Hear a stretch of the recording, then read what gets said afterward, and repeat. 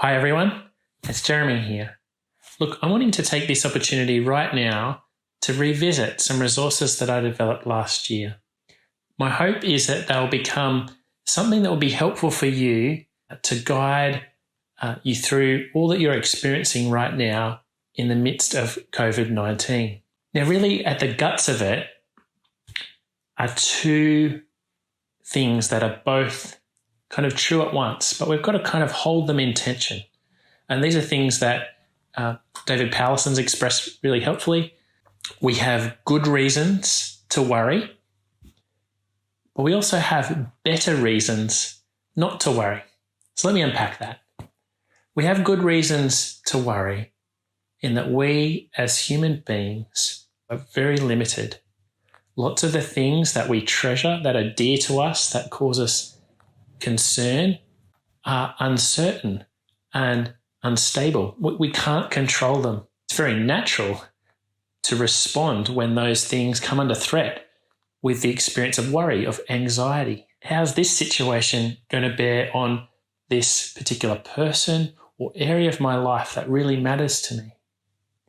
The second point, we have even better reasons not to worry, is recognizing that God is in view.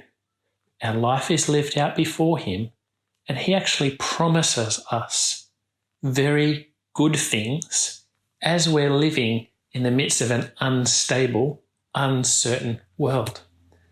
And so I think you picture like a seesaw or a set of scales. We need to give weight to both reasons that by nature our life is fragile and things are uncertain. There are good reasons to worry. But heavier on the other side is this reality of who God is to us and what His words to us are in the midst of uncertain times. So, for example, Jesus' words in Luke chapter 12, He says to His followers, "Don't be afraid, little flock, for my Father has been pleased to give you the kingdom." I don't know about you, but when things that I care about are uncertain, whether that's my financial situation, my stability in the home where I'm living, the temptation, if we think about God at all, is to think false things about His character, that He's stingy, that He's withholding what is good from us.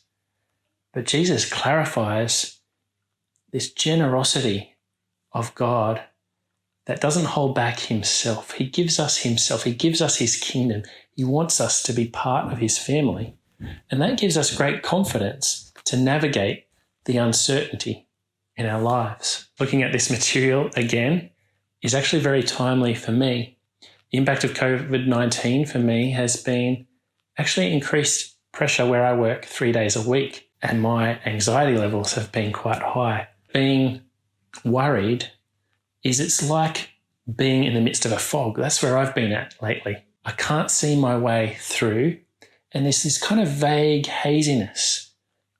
I've been aware of one particular deadline I've been working towards, but everything else kind of feels like I'm carrying it on my shoulders, but I don't have clarity on what all of that is. And I've just felt snowed under. I've felt hedged in.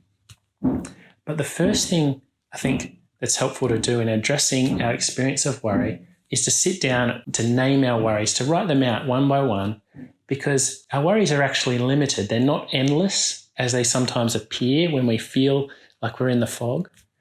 And so the first step to gaining some sanity and perspective is often just to sit down and actually list those out. If you're intrigued by some of the things I've said, you can download the resource that will talk you through 5 steps to work on addressing your worry.